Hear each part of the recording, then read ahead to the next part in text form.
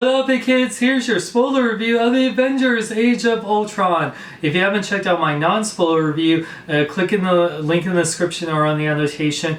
So prepare to be spoiled. I'm going to talk about things I wasn't able to talk about in my non-spoiler review. So in my non-spoiler review, I mentioned that this movie was a 5 out of 5. I totally stand by it. I absolutely love the movie. I've seen it 5 times, going to see it a 6th time. But yeah, let's talk about things I've been really wanting to talk about since I saw the movie. So there's definitely, like I said, I love the action, I love the cast. Let's get into Hawkeye first. Hawkeye being revealed as a family. Now, for people that watch Agents of S.H.I.E.L.D., knowing Mockingbird, played by Adrian Palicki. Oh god, she's so hot. I was hoping they would have some reference to Hawkeye and her being married just like in the comics. So they changed things, which I love Linda Calvini, who plays Velma from Scooby-Doo. She was on Freaks and Geeks and ER. Him having her as a wife, that's not bad at all. She is gorgeous.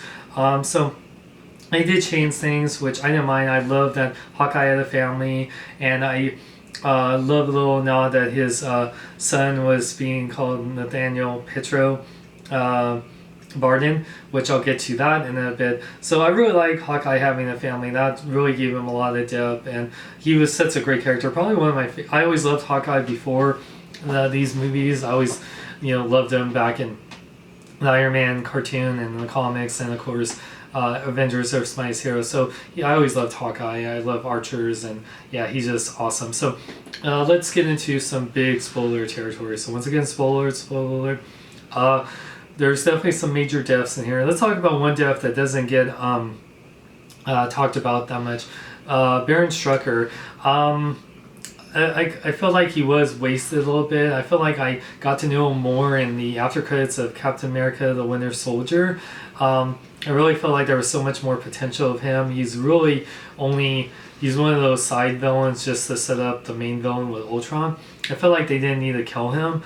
I really love to see more of him. I know we got Baron Zemo and Captain America: Civil War, but we don't have Red Skull now. Baron Strucker is dead, and then Adrian Pierce was killed. So a lot of the Hydra people, So that's one thing I was a little disappointed in. That wasn't a big thing. I'm not like the biggest Baron Strucker fan.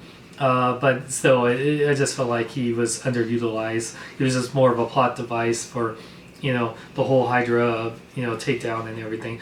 Now let's talk about the other major death. Oh man. I was actually shocked and saddened because I really did like his performance. Quicksilver's death, it was great that he went out a hero, saving Hawkeye and that little boy. I knew we didn't want him to kill someone. He was really setting up Hawkeye, and I was really worried he was going to kill off Hawkeye, but thank God he didn't. But still, I didn't want Quicksilver to be killed off. The twins just got introduced, and even though people compare Quicksilver in this movie to X-Men Days of Future Past, they're two totally different takes. I actually think, besides the whole mutant thing, this was more of a comic based Quicksilver. Like we got to see his relationship with sister and the accents, and yeah, so I really like Aaron Johnson's Quicksilver, and I'm sad to see him go. And they said in interviews they don't plan to bring him back anytime soon. I hope they do, because they brought back Agent Coulson. They faked the death of Loki and Nick Fury, so just like in the comics, no one stays dead forever. So I really hope that Quicksilver gets brought back in Infinity Wars or something. That would be awesome. But yeah, for the time being, he's dead. So I really like another thing that I want to talk about, Vision. I talked about in my non-spoiler review how much I liked him, but the big scene, one of my favorite scenes, when he's holding up Thor's hammer, that was just so freaking cool. And I like I said, that they took elements of his actual origin from the comics being created by Ultron, but they changed it around and made sense, like taking Jarvis and forming him into Vision, and which made sense. So I thought he looked so freaking cool. I love that he wanted Thor's cape instead of he admired Thor, and he was just such a great character. So other things. So there was definitely some Civil War setup. I thought one thing when Iron Man shot at Captain America, that was like, oh crap, Civil War. But yeah, I mean, this movie really sets up Civil War, not, it's more from what happens at the end with the city that pretty much gets destroyed will help set up Civil War more than anything else. But I can't wait to see that. And then another thing I want to mention, the new Avengers at the end. So I'm really glad to see that, after I understand Thor is going off for his own adventure in his own movie. Hulk is, feels bad about what everything's going on, so he's in seclusion. Iron Man going off kind of sets up Civil War, and then Hawkeye is retired for now, but he'll be in Civil War.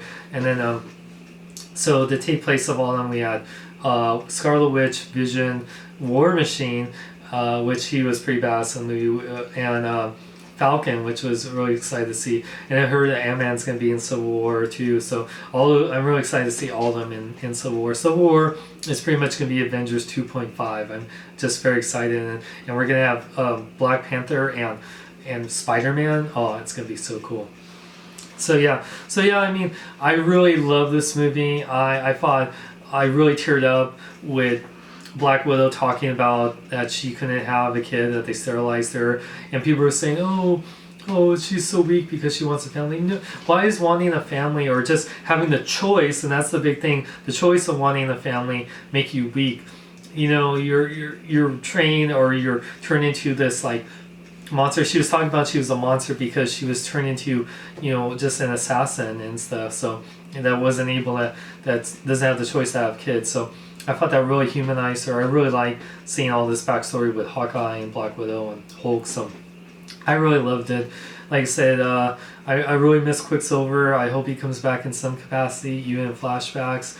I loved, Scarlet Witch and Vision was amazing. Oh, and the last thing I'll talk about in front of the spoilers, Thanos getting Infinity Gauntlet. Now, some people were saying there's a deleted scene with Loki.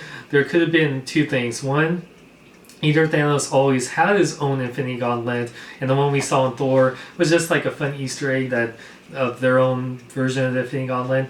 But yeah, so that's cool. No surprise that we were gonna see Thanos setting up like that. He's gonna return and get the Infinity Stones by himself, and then or the lead scene with Loki that he is in at the Asgard castle or whatever, and then he says, hey, since I was able to let you have the scepter and, take over Asgard, can I have this Infinity Gauntlet? And sure, why not? And so yeah, that's one thing to do. So, and like I said, I love Avengers Age of Ultron. I'm going to see it 6th time tonight.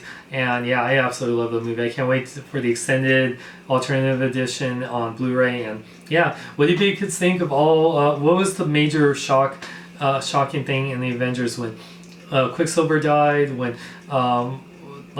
Vision held the hammer? Let me know in the comments below. And for more, check over Up the Pelt for cool Iron Fed shirts like this. And check out my website, SeanXLong.com. Like me on Facebook, follow me on Twitter, Instagram, links in the description. I'm Sean Long, where I live long and live life. Ripped. Whew, Jarvis, I need a hand. And another hand. And some legs. And a whole lower body. Whew, I need a break. Where's the nearest shawarma joint? The nearest shawarma place is 10 miles away, sir. I'll just be here, hanging out.